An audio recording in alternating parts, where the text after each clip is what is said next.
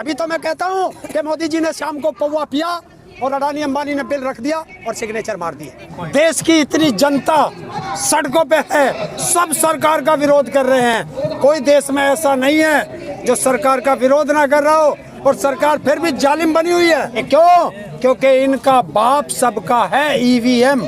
4 साल उत्तर प्रदेश बेहाल। कह रहा हूँ बंगाल के किसानों की किडनी भी बेच देंगे।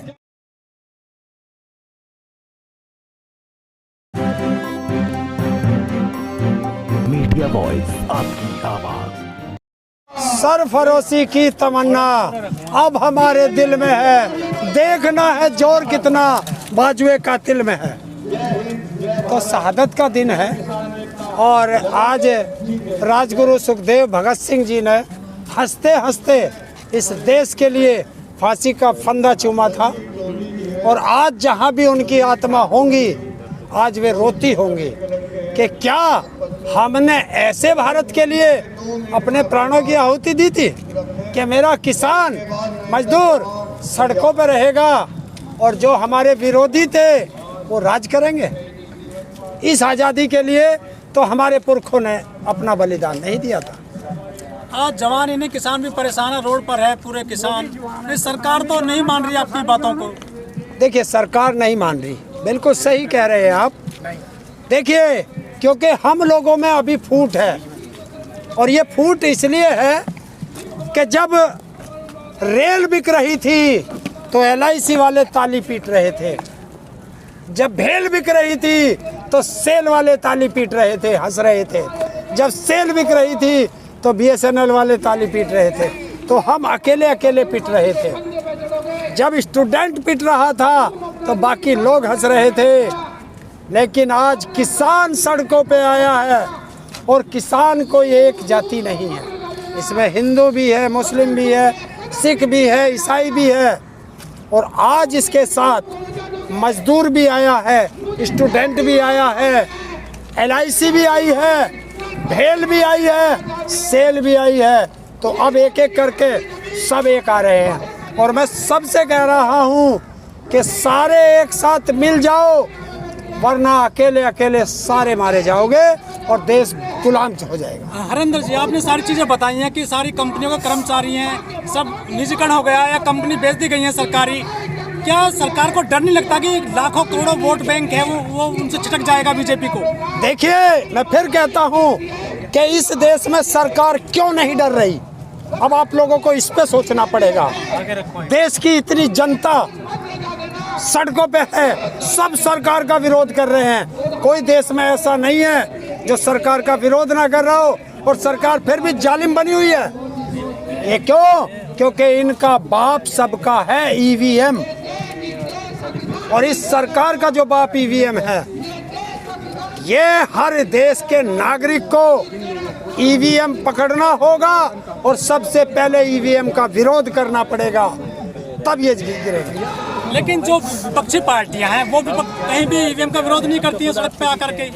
यही तो इस देश का दुर्भाग्य है कि सब अकेले अकेले लड़ रहे हैं, सब सत्ता की चाहत रखते हैं, देश की चाहत किसी में नहीं है। अभी बंगाल में गए हैं बीजेपी वाले, कह रहे हैं हम जो है महिलाओं को 33% आरक्षण देंगे, नौकरी देंगे हर घर से। ये यूपी में तो कुछ ऐसा कर नहीं पाए हैं। तो ये बंगाल इसीलिए तो सो देख रहा है।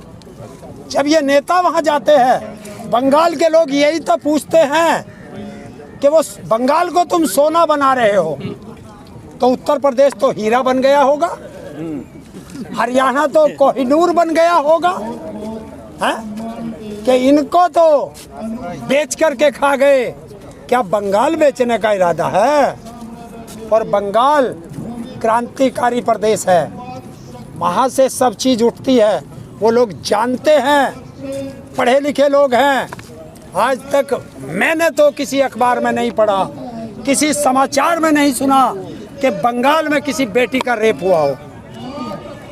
और उत्तर प्रदेश में तो हर रोज 2-4 बेटियों का बलात्कार हो जाता है, और उन 2-4 में अगर 4 बलात्कार होते हैं तो 3 बीजेपी वाले होते हैं करने वाले। बीजेपी वाले होते ठीक। हरेंद्र जी, जो योगी जी हैं वो 4 साल में अपने विकास गिना रहे हैं। दिल्ली में पोस्टर लगे हुए हैं बड़े बड़े, पश्चिम बंगाल में भी कह रहे हैं क्या यहाँ वाकई में विकास हुआ है क्या यूपी में? देखिए, अगर तुम्हारे पिताजी कोई सामान खरीद के लाते हैं तो पहले परिवार वालों को दिखाते हैं या अमेरिका वालों को दिखा के आएंगे? अगर हिंदुस्तान में विकास हुआ है और हिंदुस्तान में काम, उत्तर प्रदेश में काम हुआ है और ऐसा बढ़िया घंटा बजा है योगी का, तो भाई उसका प्रचार उत्तर प्रदेश में करोगे या जाकर दिल्ली में करोगे? तो देश का पैसा दो ही चीज में तो खर्च कर रहे हैं, या तो प्रचार में या नाम बदलने में। बताइए कौन सी इंडस्ट्री लगाई है?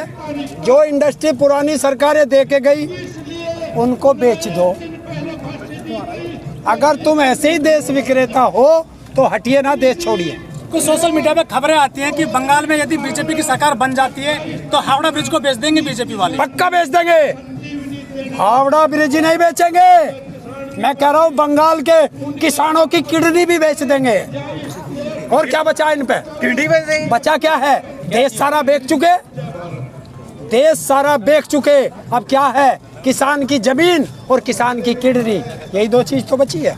हरिंदर जी क्या बात कर रहे हैं कि आप किडनी बेच देंगे? क्या बात और क्या बेचेंगे? देखिए, मैं एक उदाहरण देता हूँ। मेरे पास 10 बीघे जमीन थी और मैं नालायक हूँ। आज 1 बीघा बेच दी। जब तक पैसे रहे शराब पी, दारू पी, सुल्फा पिया, गांजा पिया। फिर 1 बीघा बेच दी। अब भैया 10 की 10 बिक गई। वो तो लत लगी हुई है गांजा पीने की और शाम को पौवा पीने की। मोदी जी तो फिर क्या, फिर कहाँ से आएगा? सर वो तो ऐसा काम नहीं कर रहे, वो तो आप लोगों का काम कर रहे हैं। क्या करा? 18 घंटे जो आपकी मेहनत कर रहे हैं। 18 घंटे कौन सा दंड बैठक पेल रहा भाई? कौन सा खेत में जाके हल चला रहा? कौन सा जाके फावड़ा चला रहा? 18 घंटे काम कर रहा, कोई काम नहीं करता।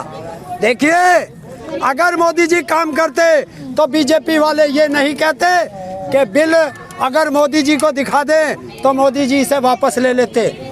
तो मोदी ने फिर इस पे साइन कैसे करे? तभी तो मैं कहता हूँ कि मोदी जी ने शाम को पौवा पिया और अडानी अंबानी ने बिल रख दिया और सिग्नेचर मार दिए।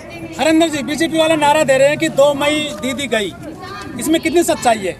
वो कह रहे हैं कि 2 मई को सरकार चल जाएगी दीदी की। देखिए, 2 मई कौन सा दिन है? क्या होता है 2 मई? मजदूर दिवस है।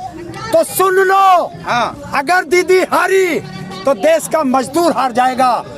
नहीं कह रहा हूँ, देश का ईमानदार व्यक्ति हार जाएगा। और ये एक शेरनी है वो। और देखिए, शेरनी तो वैसे भी अपने बच्चों की रक्षा करती है और अब तो वो घायल शेरनी है। तो क्या करेंगे? जो अमित शाह हैं वो सीए लागू करने की बात कहते हैं यदि सरकार बनती है तो, लेकिन वो अपने मैनिफेस्टो में नहीं लाए हैं इन चीजों को। देखिए, मैं फिर कह रहा हूँ, कहेंगे कुछ करेंगे कुछ।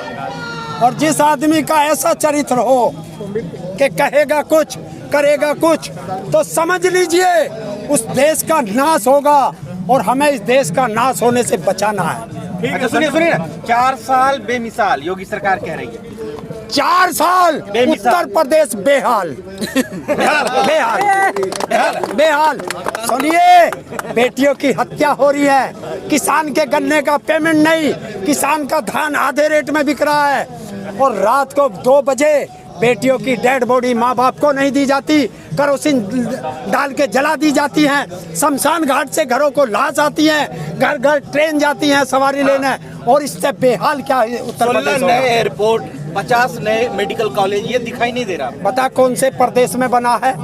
दिखा एक मेडिकल कॉलेज तो कह रहे 4। अरे जिले का नाम बताओ।